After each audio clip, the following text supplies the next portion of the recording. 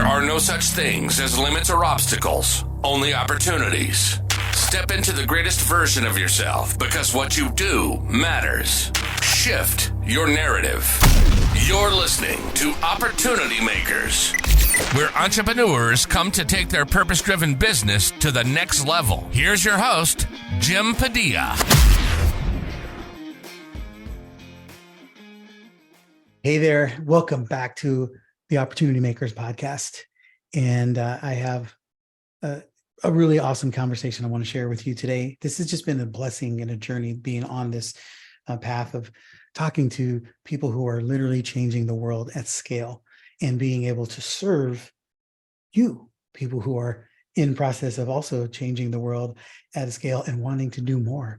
And the whole mission here is to deliver hope and provide simple, clear pathways to show what kind of decisions can be made in a world that we're living in today so that there is nothing but opportunity and easy ways to take advantage of those opportunities so that they serve you, serve the people that you serve, help you become a better person, help you provide for more people, help you solve more problems for the communities that you serve, for the businesses that you have, for your clients, and for anything that is coming down your path, that you've got the solution, either through the things you provide or the connections that you have or the people that you know. But there should never be a shortage of revenue opportunities, never be a shortage of problems to solve and people to serve. You should always have a waiting list of that at all times, doing an inventory of the people in your world. You know, you never know who's on your list.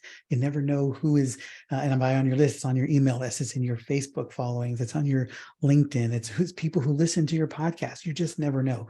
You got to be crystal clear and razor sharp, know who you're talking to, what you're talking about, why, and what it is that what's the hot button that you want to be able to share with people to move people forward, right? And that, for me, this is just beating this like a dead horse, beating this over and over again. But it's so imperative and so important that you have the driving wheel, the steering wheel to drive your own opportunities and drive your destiny. And this is not the time to worry about overprotecting yourself. Lean in and let the success and the opportunity provide the protection that you need for yourself. Find ways to turn money into more money, right? Assets into greater revenue and problems into opportunities. And the conversation today we had was with a gentleman named Peter Swain, who is somebody that I have gotten to know over this last year, a mastermind colleague. And also, as I've jumped into his mastermind, as he's shown up as a thought leader in the AI space and really doing some big things and giving people some simple ways to win and overcome. So there's also access to that mastermind in the show notes. So make sure you check out there. There's several ways for you to reach to Peter in the show notes. And I think you will want to after you hear him speak. He's a very intelligent guy with a lifetime worth of incredible solutions and opportunities that he has taken advantage of, a breadth of knowledge and depth of knowledge in marketing and business and scaling. And he is also in the process of, he's a banker. He has money that he is providing for people in business in economically challenged environments in South America and other countries, as well as starting to, bringing those solutions to America. And so the most important thing you're going to take from this is just his perspective, the way he thinks and sees about the world and things that are around him, so that my mission is to make sure that you see as much of that as possible so you can really start resonating and start seeing that you are this close. And if you're listening, my fingers are very close to each other, less than an inch apart. You are very, very close to your next win, your next windfall. And too many times we're so concerned about tripping and falling that we don't take big enough steps that would even allow us to trip and fall. And I just want to encourage you, seize the moment, seize the opportunities that are around you, take big strides. Okay. I just put a post on Facebook recently, just the other day, that said, don't make incremental the goal. Make incremental where you fall while striving for exponential. You should be seeking exponential opportunities every day because they're everywhere and you can get them with help, with guidance. And there's no shortage of help and assistance anywhere around. We're here to help you. Reach into show notes, reach out to me, let me know what you're striving for, what you need help with, and we'll make sure that we provide a solution via anything we offer, or an introduction, or we'll do a podcast episode on it, or I'll bring an expert in who can speak about it. But we want to make sure we know how to help you best. And that's what we're doing here. So go find the opportunities that exist around you, jump into this interview, and enjoy. All right. So you've all just heard the official introduction. So Peter Swain, why don't you introduce yourself the way that you want to? Well, thanks, Jim, and thanks for allowing me to be here. And thank you for everybody that's giving up their time to listen, because we know how valuable that is. My name's Peter Swain. As you may guess from the accent, I'm not from the American side of the pond. I'm from the British side of the pond. I started coding when I was 6, sold my first application at 12, built this little thing called yell.co.uk, which became Yelp in the mid-90s, and then ran digital agencies pretty much the whole of my life. I did about 1,400 projects for people like Microsoft, Amazon, Google, Ali G, Breaking Bad, some really fun stuff, some really big stuff, some really small stuff, but all really focused around the intellectual challenge of, could I get people to do things, right? Which is essentially what marketing is. Can I persuade you that your idea is your idea when actually it was my idea? And then recently, in the last couple of years, I've transitioned out of marketing and into the world of finance. So pleased to be here and looking forward to seeing what we get through. Definitely. And I always appreciate you being here. You know, I connected with Peter in a couple of different places and masterminds, and I'm in one of his masterminds now as well. But more than anything, he's just a really good guy. He's very smart, has a lot of good insights, sees things quickly, sees them well, and always, whenever he's around, there's always a group of people, because people want Peter's time, just because he's a combination of the smarts, the intellect, and the insights, but he's just a really good human. And I bribe them behind the scenes, Jim, but you don't know that.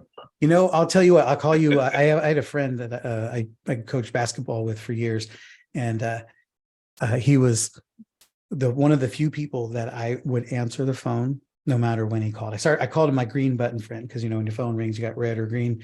He's one of the only people, even above my kids and spouse, that no matter what I was doing, I would answer, because he always had a way of making me feel awesome. He just had this energy about him.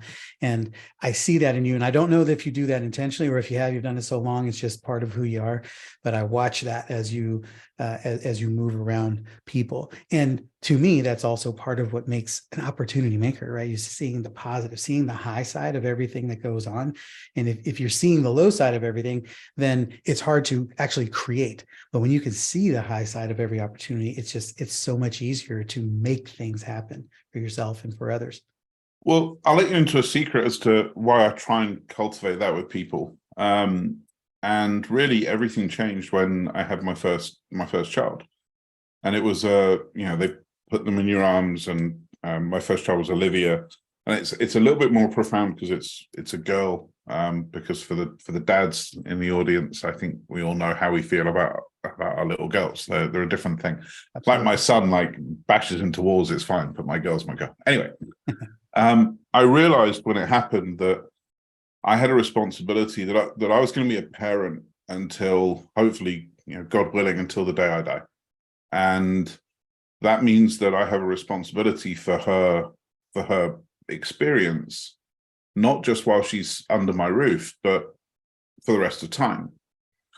And I had this hallucination, vision, lucid dream, wherever people sit on their relationship with the divine kind of sees how you see this. But what it was this, she's in this vision, she's 18, and she goes to town with her boyfriend, and they have a very stereotypical teenage fight. And her boyfriend has her purse and her phone in his pocket, because she's gone out wearing something slinky that I don't like. And he walks away, and she's sitting on the side of the road, and she's crying. And this guy, who I've decided to call Bob, so no offense to any of the Bobs out there, but anyway, this guy called Bob walks past, and Bob in that moment has 3 choices. Choice 1, he can say, "Let me take you for a drink," which is a chilling thought for me. The idea of my 18-year-old daughter in a low moment being seen as prey. Choice 2, he just walks on by and ignores her, which doesn't fill me full of happiness, but okay. Or choice 3, he says, how can I help? And she says she just needs to get home to her dad. And he calls her a cab, waits with her for the cab to arrive, and then leaves. When that realization hit me, what came next was, it didn't matter really, Jim, if I win or you win or Bill or Jane or Sally in any one interaction. It doesn't really matter who wins. The only thing that matters is that I put the ripples out in the world that talk to Bob, a guy I'm never going to meet, that's 10 years in my future.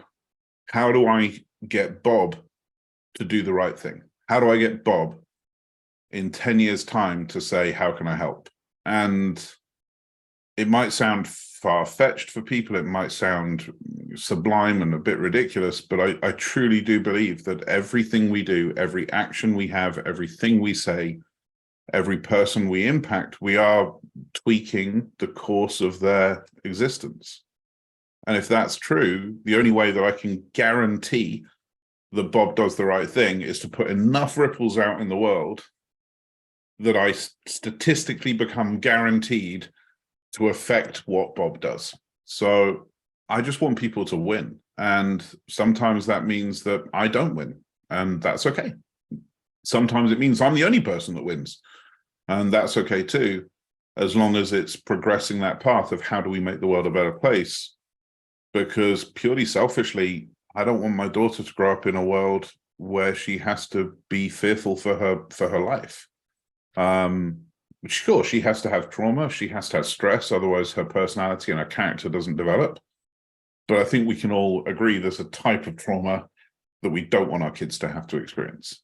So it's purely selfish, but it's how do I make the world a better place so that my kids grow up in a better world than I did? And I grew up in a pretty awesome world, but how do we make it better for them kind of informs every decision I make, to be honest. It makes it a super simple decision process.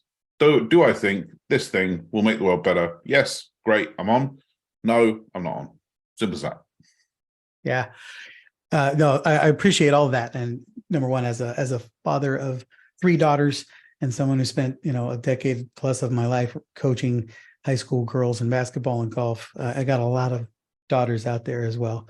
And I exactly the same. It's everything that we can do to create the most successful environment for them to be able to win. And most of the time, while we have direct influence over them, the things that are going to impact them more are the things that we don't have direct influence over, but have access to being able to influence. Right. And so, but people don't see that. I think too many times we see what's right in front of us. And what's the key to seeing around corners and seeing a generation ahead and as a default? Yeah, and really that's kind of been my job all the way through. And you start with a core truth. And sometimes those core truths are some people can see them as depressing, but if the train's going in that direction, we can't then change that. What we can do is shape it. And we can mold that experience. So let's take one of the core distinctions of humanity. And this was from Gary Vee. He said, people don't care about security, people don't care about quality, they care about convenience. And if you don't agree, then why is Equifax still in business? How can a company ship 250 million credit reports, whatever the number was, and their stock price be relatively unaffected? We don't care. It's not something we actually care about. We say we care about security, but actually we really don't. We say we care about quality, and yet Budweiser is one of the most successful beers in the world. And I don't even think Budweiser would stand and say that they are a quality premium product. They're just not. They're a very, very successful 85 percentile product. But what we do care about is convenience. Now, if that's true, and you believe that to be true, you can start making some claims pretty quickly as to what is going to happen. Another one, for example, technology's job is to become invisible. Technology's job is for it to work and do the thing it works, but without you knowing it's there. So when you start adding up these kind of core truths, you can start looking and going, okay, well, if that's the case, this is going to happen. And then you just start layering. Like I'll give you a prediction right now, because this is something I find fascinating that no one's seen.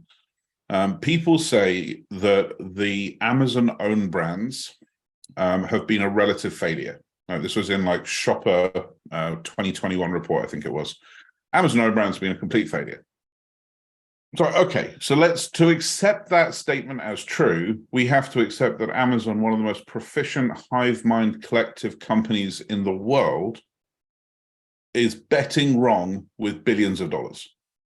I feel really uncomfortable saying that sentence because I don't think it can be true. So in that case, what is actually happening? When you look at the growth of the Alexa devices and you look at the growth of the Amazon own brands, they almost correlate one for one. It's spooky close how the growth curve of Alexa and the growth curve of own brands are the same thing. What does that mean? Well, currently, our decision-making process online is predominantly visual. We're on a podcast, and I know the value this adds, but when people are like, I might want to work with Jim, I might want to work with Peter, they go and look at a website. They want to read something before they make that final decision. So this is a huge part. The auditory experience is a huge part, but the visual is the final part. But what happens, and I'm going to replace the word Alexa with Harry, just so we don't kick off everyone's devices. But what happens when you say, hey, Harry, order me some cookies? And Harry gets to say back to you, do you mean Chips Ahoy? Do you mean Oreo? Or would you like to try the Mama's Kitchen brand for only 20 cents? You go, I'll try the Mama's Kitchen brand. Thanks very much. And then the next time you say, order me some cookies, who's to say they don't just default to the Mama's Kitchen brand? The own brand experience becomes exponentially more worthwhile when it is a voice-only interaction. Now let's go to the next step after that. If we were to look through the quarterly or the annual statements of, say, Coke or Unilever or J&J, what is the value that's put on the brand, the IP? What is the brand value? It's billions upon billions upon billions. Amazon essentially are doing what Google did with Google Ads. They're essentially taking that next step, but with all consumer purchase and products. So I think you'll see within 2-3 years that Alexa will start offering its own branded products, and then you may end up in an auction process based on how much they're willing to pay Amazon. It becomes a fascinating conversation because Walmart have done this for years. Where do we put stuff on the shelves is a direct correlation to how much people are willing to pay Walmart for that privilege. Amazon are heading the same way. So this sounds like, wow, this is a bold prediction, but when you just add up the variables below it, it's kind of a Sherlock Holmes moment. Well, yeah, 2 + 2 + 2 equals, okay.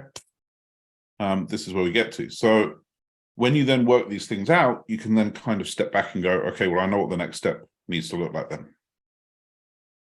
Don't know if that was too adept an example or not, but no, I mean, that's interesting though, because then the other thing that happens is it opens up doors of opportunity all along the way, because at its core, whichever brand they're going to default to, they need to make sure that there's ample opportunity so that nothing is that. So there's always a choice. Mm-hmm. They can't have out of stock as an option, right? So in order, whichever brand is in play, there has to be enough vendors of whatever the product is so that the only response that they can't hear is out of stock. Yeah, and Amazon, I don't think have ever done that and ever will do that. Like Yeah. Because they've just announced they deployed AI for predictive modeling of stock levels literally last week, which is quite interesting. But it's interesting you use the word an opportunity, and I think people often make semantically a really big error with the word opportunity. That you talk about an opportunity or the opportunity as if it's an object, and I don't think it is. I think it's a state of mind. Yes. I think opportunity and happy and sad should be in the same kind of thought process, because all an opportunity is a perception of reward within a change, right? A perception of reward within a change. Because if nothing is changing, there is no opportunity, right? If nothing is changing, if everything stays the same, if your perception of the world stays the same, what you can buy stays the same, what you can sell stays the same, who's going to buy it, the population levels, everything is static, there is no opportunity. Opportunity comes from seeing a change and going, that's interesting.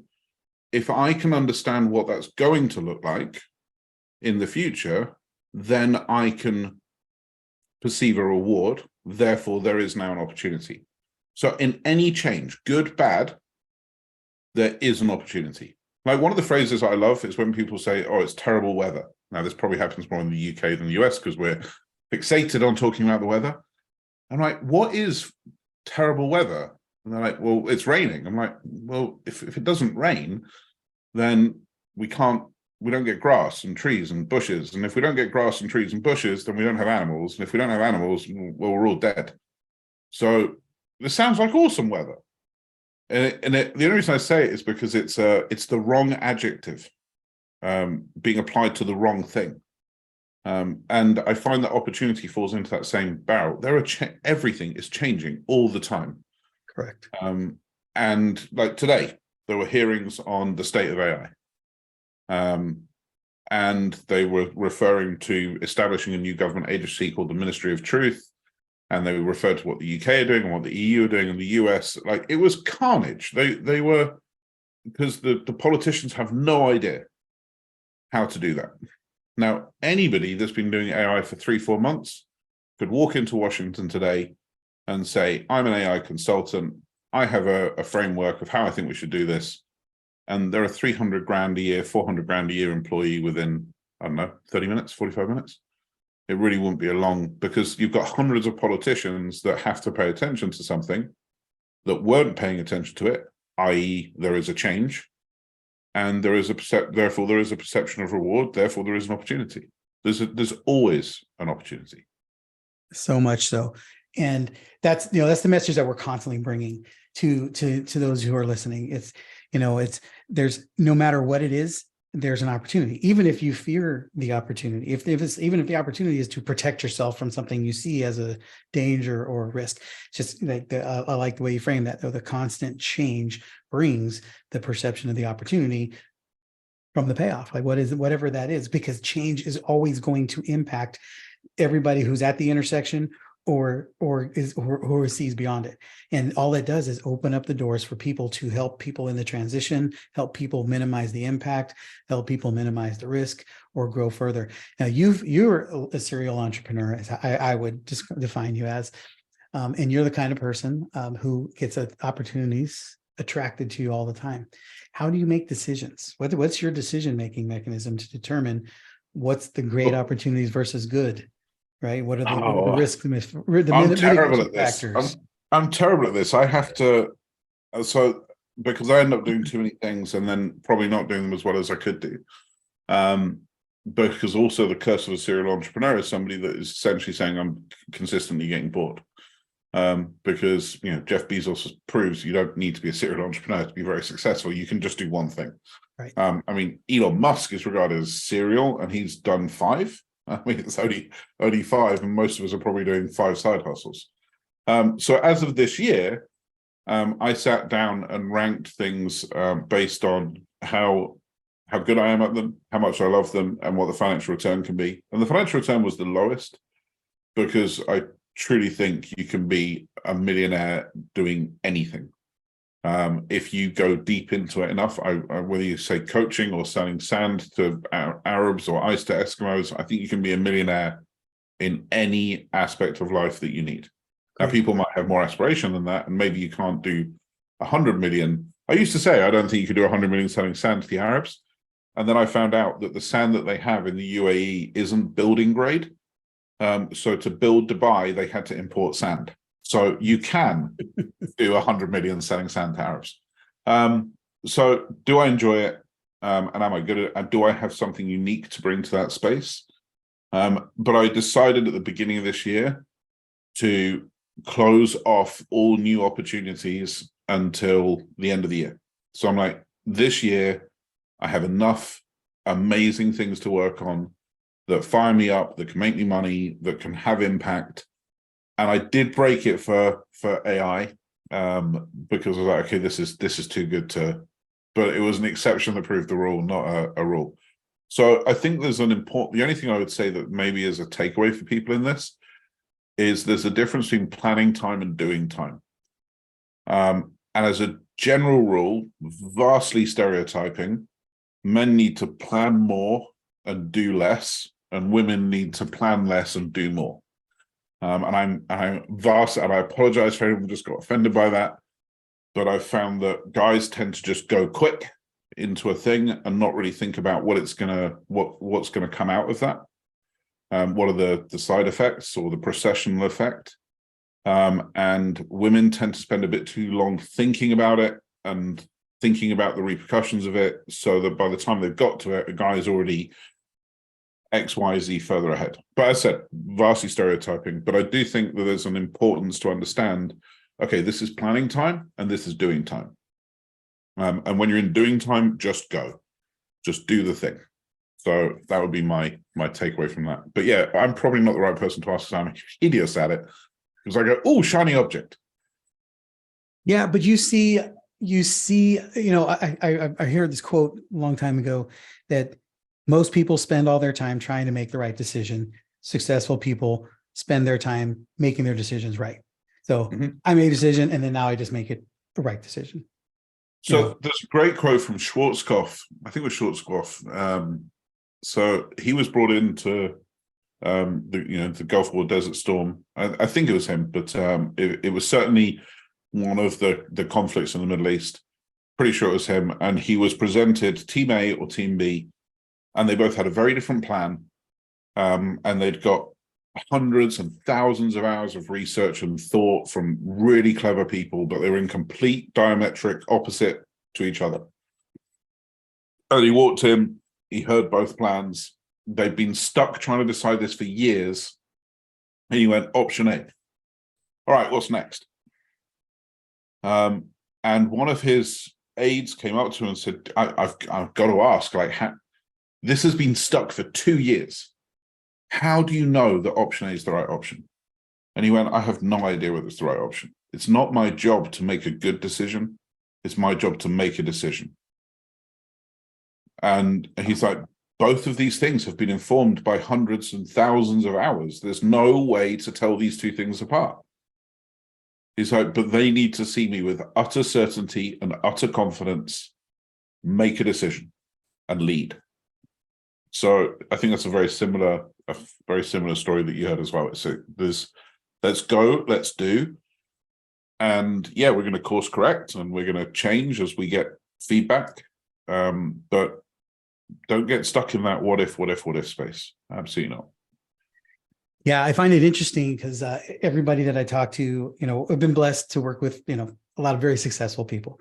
And so across the line, without exception, there's never, or at least overtly, there's never this fear of it not working, because if it doesn't work, then you just learn and move on. You make a new decision and you go. So there's not this, well, what was the worst decision you've ever made? Because you just don't get those responses. Because that worst decision, quote unquote, led me to a minefield of opportunity because of all the things we learned along the way. I think the commonality of those people is that they recognize that what they do and who they are different things. So I'm not scared to say, okay, we're going to do this or we're going to do that, because if I have to say, I really effed that up, it's not I don't devalue myself because it was wrong. I go, lesson learned. Okay, let's go. Let's carry on. What's next? And I can only think of like 2 or 3 things that have truly flawed me in like 40 years, where I've kind of taken it into myself. But the other 999, I'm like, wow, that wasn't what I was expecting. Okay, let's go. What's next? And whilst people are still in this space of, well, who did that and who did this and why did this and why did that? I'm like, we're done. We screwed up. Let's go. Let's move on. As long as the intent of the human is to do their best and to try their best and to achieve, then the outcome is largely irrelevant. Agreed. And it reminds me of Dan Sullivan when I was at a Genius Network event years ago, and he was speaking at the mastermind, and he was talking about understanding the change cycle of a business, meaning if something blows up today, it was almost never because of something you did today. It was because of decisions that were made days, weeks, months, or a long time ago. And so if you take that approach and understand that if I make a change today, it's going to be days, week, or months down the road before we see the effects of that change. So don't be emotionally connected to it. He said, if you see something go up on fire, your only response should be, wow, that's an interesting shade of orange. I wonder what created that, right? As opposed to, oh my God, there's a fire, put it. I mean, obviously you got to deal with the immediate emergency, but that's, again, just that same commonality. It's like we're not focused on the moment. The moment is just a factor in the bigger picture. Mm-hmm. But to really win at this, you have to be seeing around the corners and beyond that moment before it ever happened anyway. I always recommend that people like study those people in history that just change things in entire ways. And one of them is Edison, and we all love the 1,000 ways to not build a light bulb thing. But my favorite story about Edison is when his factory burned down. And he said to his assistant, where are my kids? And they're not, there's no one in the factory. It's been completely empty. They're at home. He's like, no, call them. They're never going to get to see a fire like this. And it almost bankrupted him. But he saw it as the opportunity. He actually was quoted by saying, how much would it have cost us to clear all the crap out of the factory? And they're like, millions. He's like, sounds like we just saved a fortune. And he went from, it was the first 2-3 years that they were in business and they were completely wiped out. And yet within 2 years, they were, I think, triple the revenue that they were before the fire. Because his point was all of the things that matter are in our brains. That's the things we've learned, we still know. You haven't destroyed anything we learn. And that was the important thing, not the stuff that we built with it. It's the things that we learn. And by keeping everybody resolute into that mindset of, no, this is just the opportunity to start without any baggage, they managed to triple their revenue. And so he was a pretty astounding guy. There's facts, right? And then there's the frames that we put around the facts, which give us what we focus on, which then shifts our belief sets, right? And then moves us into action and drives the opportunity. And it's never the facts that matter. It's always how we view them or what they mean to us, what the meaning we give it. And so I just think it's always fascinating to me. And, one of our core values in our company and in my life is optimism and flexibility. And one of the ways that we have a video for when we're recruiting salespeople and they have to buy into our values or they can't work here. I don't care how good they sell because it won't last. And when I talk about it, I say, here's an example of what optimism looks like. Your dog just crapped on your rug and your immediate response is, I've been waiting to get a new rug, right? Not, oh my God, this dog, right? And it's just a different level of awareness and presence and focus. And it just keeps you always able to see what are the opportunities that are coming next. And I would like you to take just a couple of minutes. I know you have a book you want to promote. And I know you have some big projects going. You got this, you've taken a lead in being an AI solution discoverer. I don't even know what to call you in this area. But you've taken a lead in finding the right paths. And you are a bank, as best as I can describe it, which I'm really excited about. And again, opportunity maker mindset. If you want to share just a couple of minutes about what's going on with that and what are all the opportunities that you see coming out of that? Well, the bank is the ultimate version of opportunity because we run a bunch of fintech companies in Latin America.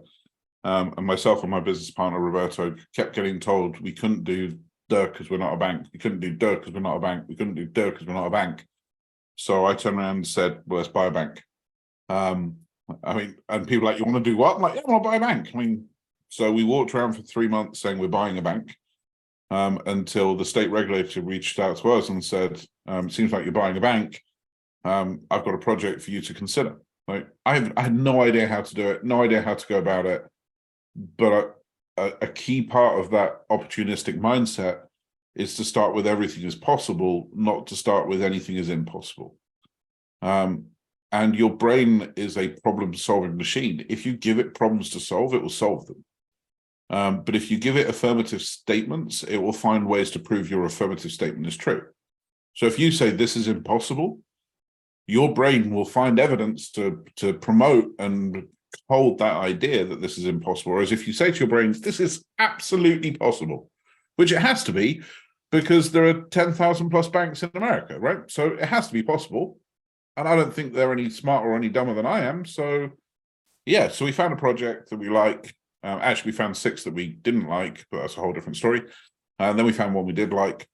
And yeah, we're capitalizing a bank, new bank in Miami. It's what's called a de novo bank. And I'm really excited, and we're really excited about what that's going to do, because when you start looking into the data around it, the Hispanic population, which is our target market, the GDP for the Hispanic population in North America is 2.8 trillion. If that was reflected in a country, it would be the 5th largest country in the world. So it would go the US, China, Russia, Japan, and then the Hispanic population of the US would be the 5th largest country in the world, 3rd largest growing GDP over the last 10 years, if reflected as a country.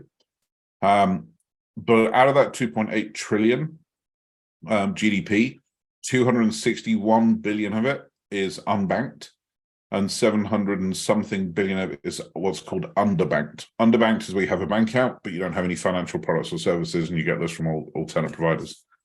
So there's a huge disparity, and that disparity only gets bigger when the big banks, the Bank of Americas, the Wells Fargos, the Chases, etc., buy First Republic, buy Silicon Valley, their market share grows. And they're a very good solution for the 50K to 300K earner. If you're in that average, if you're in that average price band, Chase and Bank of America and Wells are very, very good. If you're above that or below that, that's not where they focus. They're just not that they couldn't if they didn't decide to, but they just don't focus there. So you got this $260 billion of uncaptured value that I'm incredibly excited to go after.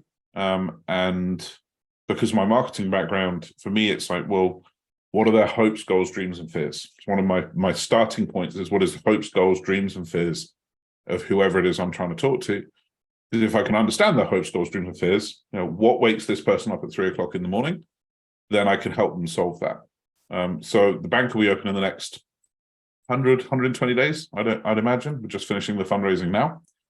So that's project 1. Project 2, we have a micro lending platform in Latin America, which is in Mexico, Peru, Argentina, and as of last week, it looks like Colombia as well. That's very, very dear to my heart. It was set up 10 years ago. It's done $81 million of loans, 46,000 individual loans. We get a new loan application every 2 seconds. And micro lending is, one of the stories is one of the early women, it's been around for 10 years. One of the women that borrowed from us 10 years ago borrowed to get soccer cleats for her kid for high school, and he's now trying out for the Mexican national team. Wow. And another guy borrowed the money to have his spleen replaced, I think it was a major operation. And his "Where Are You Now" video was, well, I'm alive. Which is like, when you're like, yeah, we made that happen. That's really exciting. And we're now wrapping that in financial products so that the UK, the US, Europe can now take advantage of that, which is great. So they're the two day jobs, for want of a better word. And then absolutely the AI mastermind. I don't like this phrase, but it seems to be the most accurate when you say, what do I call me in that space? I think it's thought leadership. of just trying to help people get over the hump and use it, so that they get their own moment. Because it really is one of those things, you've heard me say it so many times now, but you've got to find your aha moment. Because when you do, you start eroding that very conditioned XYZ, go to Google, XYZ, go to Google, XYZ, go to Google. You start eroding that and going, I wonder what this could offer me instead. And then finally, the book is called Proud or Rich. It's 52 life lessons to live by. And it's basically my sound bites from me or from other people. And it's literally 52 life lessons. And the first one came from my very first mentor when I was 17. And he was giving me some advice. I'd written something and he was giving me feedback. And I kept telling him, I couldn't do that because of this. Yeah, that couldn't be done because of this, that, da-da-da-da. And he literally told me to shut the hell up. And he said, you need to understand that, I'm 55, you're 17. In the 38 years I've been alive that you haven't, there is a chance that I've learned something that you've yet to learn. I'm like, yeah, fair enough. Very petulant 17-year-old. And he's like, but you're not even hearing it. Because you're so busy defending yourself, you're not even listening. He's like, you have a choice in life. And your choice is that you can be proud, or you can be rich. You can defend your ego and stay in the space of being proud, or you can be rich. Whether that's health, wealth, relationships, business, doesn't matter. Proud or rich. So in every instance of your life, you're making a choice to be proud or rich. So tell me right now, what do you want to be? And I said, rich. And he went, then shut up and listen, because you might actually learn something. And I was like, wow. So it's like 52 of those. And anybody that buys the book, I'm actually going to teach the book live for the whole year. So every week, hence why it's 52. Yeah. Every week, not pre-recorded, live, I'm going to walk through each chapter of the book. So it's the kind of things that I've learned. Some of them I ignored, some of them I embody. But I hope that there's something in there for people, because Tony Robbins has a great phrase, which is, 90% of a business, the chokehold is the leadership. And the only thing I think he's wrong on is I think it's 100%. Yeah. I in every instance, as you said, I've met people that I'm just boggled at how positive they are, or how driven they are, or it doesn't matter what's just happened. They're unaffected. And I love, and you mentioned high school golf. I love the things you can learn from other places, and golf is one of those. I am terrible at golf, like the worst golfer in the world. I have to beg to get an official handicap. I'm terrible. But what I love about it is the life lesson. And the life lesson of golf is, if you're thinking about the back nine on the front nine, you're doomed. If you're thinking about the front nine on the back nine, you're doomed. If you're thinking about the next hole, you're doomed. The previous hole, you're doomed. The next shot, you're doomed. The only thing you have to do is empty your mind and be completely present in that one moment and just swing the damn club. And the manufacturers have spent billions of dollars making it actually really quite simple. And you see Tiger Woods or Phil Mickelson or Rory or whoever it might be, whoever whoever you're drawn towards, they are literally swinging a club with millions of dollars on the line, hearing a cheer from another hole, and they have the ability to empty their mind completely and just be completely present in that moment. And I absolutely love that trait of people that can do that. And I think it's such an admirable thing. No matter what's happening, there are some people that can just show up and be present in that meeting, in that moment, in that sales call. They could have the worst day ever, the best day ever, doesn't matter. They're here to do the thing. And I find that intoxicating when I meet that in people. I'm like, wow, this is cool. Absolutely. So yeah. Presence is not a thing that is practiced often, unfortunately, because it is noticed when it is. When you come across somebody who is giving you their full undivided attention in the moment, it is almost eerie because it's so unnormal, abnormal, whatever Absolutely. the word.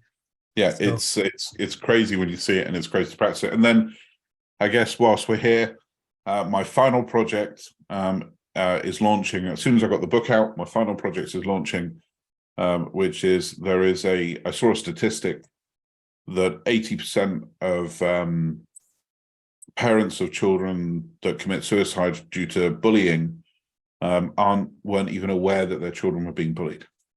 And I was like, that's too high. That number should be 0.00000 of a something, not 80%. So we're launching a charity called My Name Is, where celebrities are going to record, my name is, insert blank here. I was bullied as a child. Since then, I have done insert blank here. It sucks. You are not alone. Talk to somebody. Because there's some amazing charities in the space of child bullying, but they can't even kick in if the kid isn't, flagging that they need help. And I want to solve that.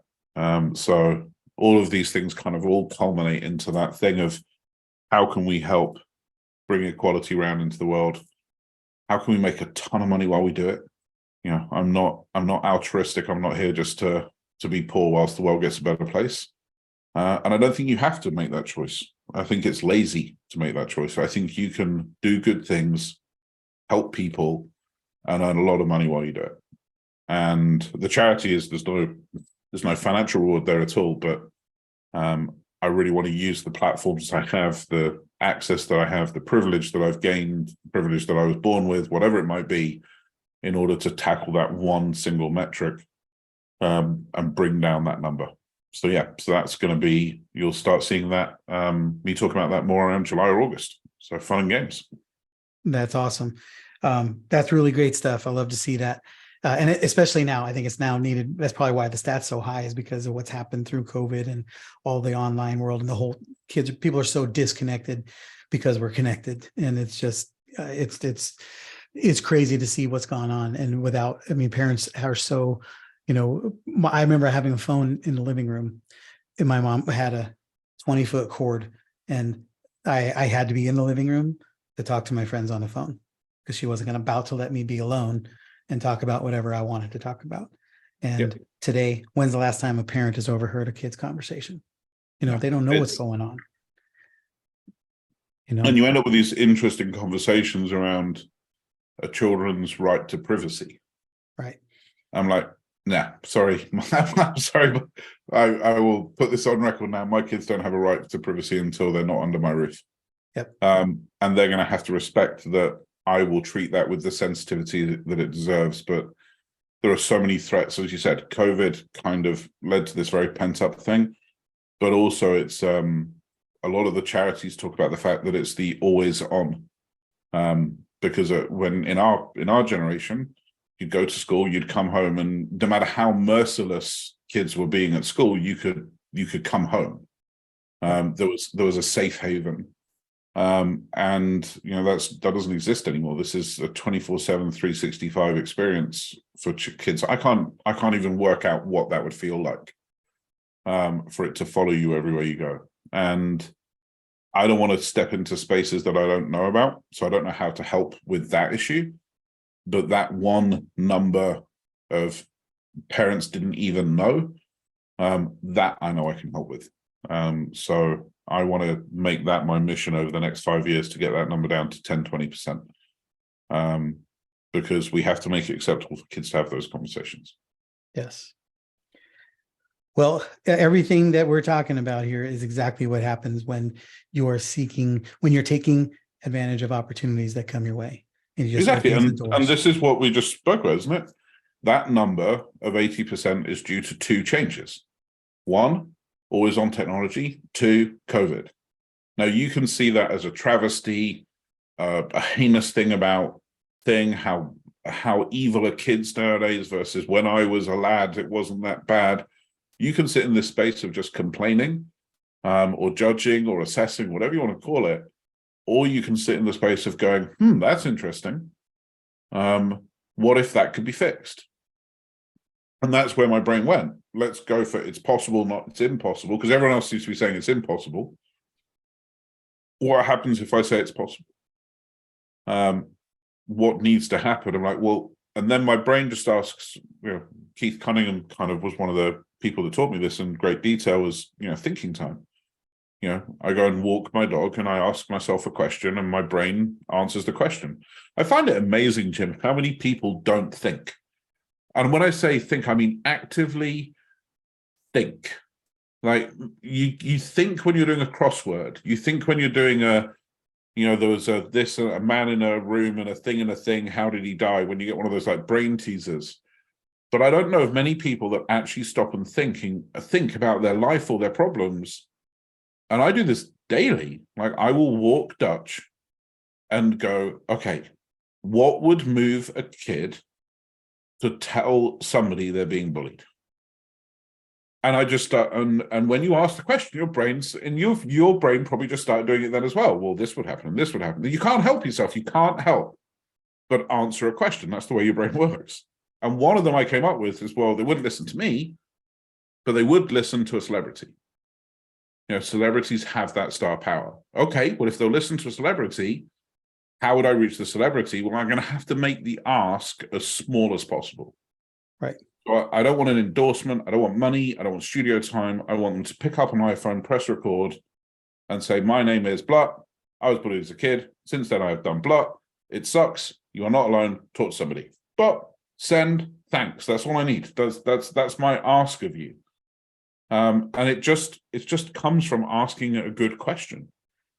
So find a big number in the world that you think shouldn't be that big, or find a small number that you don't think should be that small, and then go and ask yourself some questions, and eventually you come up with an answer. And you don't have to get to great, you just got to get to good enough.